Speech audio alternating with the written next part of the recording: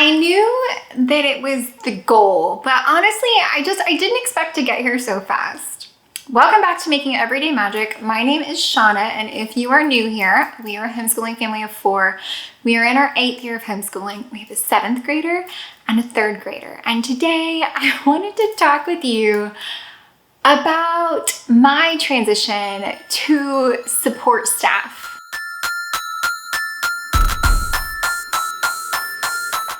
Before we go any further, please scroll down, hit the big red subscribe button, turn on the bell for notifications, and give this video a thumbs up.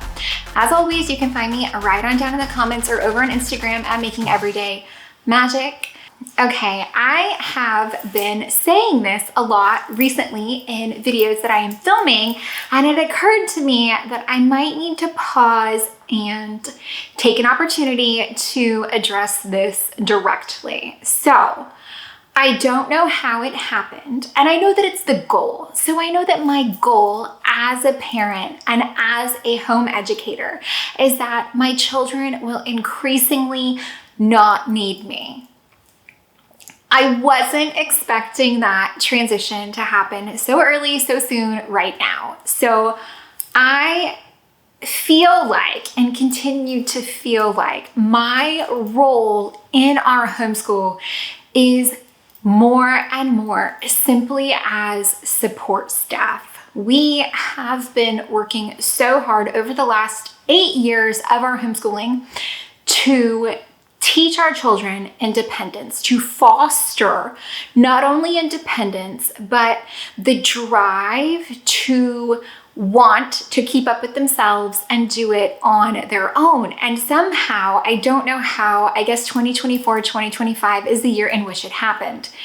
So let's pause really fast and talk about how we got here. I know for a fact that the way that we got here is because we intentionally choose things like Timberdoodle curriculum kits and other resources that allow my children to work independently when it is possible. And so I know that that increased focus on self-driven work has helped get us to here. Number 2, we are incredibly consistent with our expectations. I work from home. I am a small business owner, and I don't have the resource or luxury of time to micromanage what my children are doing. So I am not a hover homeschooler. If it's something they can do on their own, I am either working with a different child or tackling an entirely different task, which is why our Mom and Me Mondays are so golden and so precious to me and to our homeschool, is because we have carved out that time to be entirely together with our focus being on those bigger subjects, those bigger lessons in our homeschool. So I know that all of that has led to now. I also know that, and these are important things to remember, I do not have littles. My little kid is a 3rd grader. My little kid is 8. My little kid is now a big kid. So all of the children, both of them, in my home are bigger, older, can read for themselves. So while I am still asked questions, I am 100% confident that my 7th grader, if I handed her the instructor manual so she could check her work, she not only could, but she would be entirely self-sufficient at this stage in her homeschool.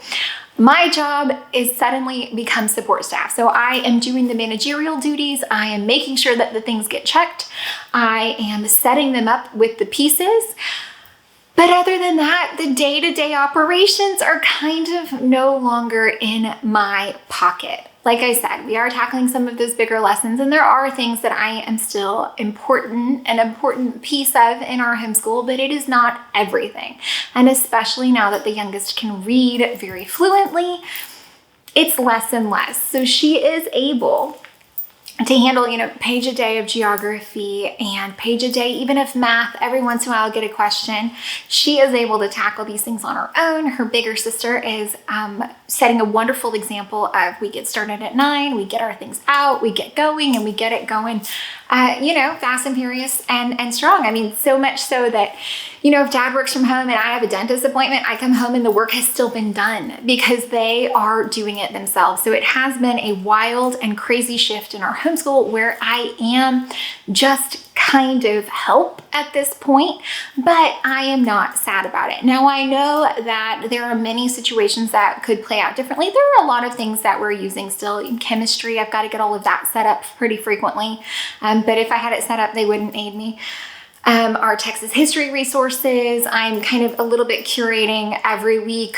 And so there are still things, reading our Michael Clay Thompson chapters. I do still read those to my oldest one, even though she doesn't need it. We walk through it together. Discussion is a big part of that. And then also reading that with my younger daughter and going over spelling words. But we are definitely at the place where it is becoming more and more apparent that my role is diminishing, which is something that we do want and strive for in our homeschool as we are prepping them for secondary education and things like that. But also as a parent, I want my role as they age to be diminishing so that they are prepared and ready to go out into the real world all on their own, perfectly capable and able to handle everything that is thrown at, I feel like this shirt is sitting weird, everything that is thrown at them. So I am happy to report that it has taken 8 years, but apparently the 8th year is the one when this happens. And like I said, I know that we're doing things along the way to set ourselves up for success. So if you aren't there yet, but you hope to be there, there are a few things that I know that you can do to kind of start diminishing your heavy-handed role in your homeschool. We do choose, when able, workbook style things for things like geography or critical thinking, where it is as simple as read the instructions and complete 1 page a day activities. That is something that does take a lot off of my plate if I'm not micromanaging every single subject, okay? So I handle the big ones. We do have video-based math lessons, which is a really big deal. We do not focus intensely on writing until a little bit later in their grade level. So we are really just kind of starting to touch on that with my youngest in 3rd grade. So that is a really big deal. We also focus a lot on video-based lessons because my children enjoy them quite a lot. So whether that's a crash course episode, a high gas fee art history episode, or sourcing YouTube videos for Texas history or chemistry, and combining a lot of those subjects like history, science, it does allow my role to slowly, over time, diminish a little bit. So when I had the realization, and it has been kind of really sitting with me a lot recently, because even on Mom and Me Mondays, there's so much of it that they can get started and get going every day. Every day they can get started, get working, and get going without me. And then they just let me know when they're ready to work with me. So I am happy that we have set these parameters in place. I hope that this inspires you if this is the place that you want to go to, because not everybody, this isn't going to suit everyone, and it's not going to suit every homeschool or home. This works for us in our style, for me, for my schedule, for them, for their way of learning. So if you are choosing things that maybe are more literature based, but you would like to be a little less hands-on, maybe choose something different. Maybe start thinking now, if you are in kindergarten, pre-K, or even have littles that you're raising alongside your active homeschoolers, that you start prepping for that later. I feel like we've done a pretty good job of laying several things foundationally that have helped us get to now. So when I did have a toddler in tow while homeschooling only one, she understood when you came to the table, it was time to work. Big sister currently has to work. Like, we've done, I think, a fairly good job as parents, as homeschoolers, and in our homeschool of communicating what the expectations are of everyone in our homeschool. What is your role and what do we expect of you? And then being consistent enough to follow through on those expectations. I just wanted to come here and share with you this kind of wild and sudden realization that I had, that I have become support staff in our homeschool. I didn't know that it was possible. I didn't know that it would happen so early. But here we are.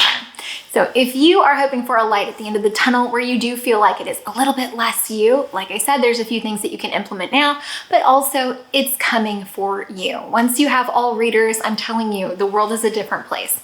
Guys, I hope that you found any of this helpful, entertaining, or informative. If you did, please scroll down, hit that big red subscribe button, turn on the bell for notifications, and give this video a thumbs up. As always, you can find me right on down in the comments or over on Instagram at Making Everyday Magic. While you are down there, let me know, what is the seed that you are planting today that you are hoping will pay off in an abundant harvest later. For me, it is that consistency and follow through today that in years past with our homeschool that helped us get to now, when I am recognizing that I am just not needed for as much, which mom side, a little, but as far as parenting side and knowing what our goals are in the long run for our children, to go out into the world fully prepared for life, it makes me beam with pride. So guys, I just wanted to share that with you, especially if you're in a struggle. We're about halfway through the year. We're going to be talking about some of those things that are really important coming up again soon. Remembering our whys.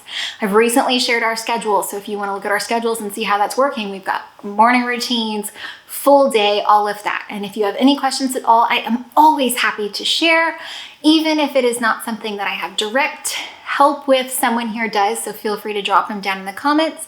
Like I said, guys, share with us, what is your seed that you are planting to hopefully help you out in your later homeschool years. Bye, guys.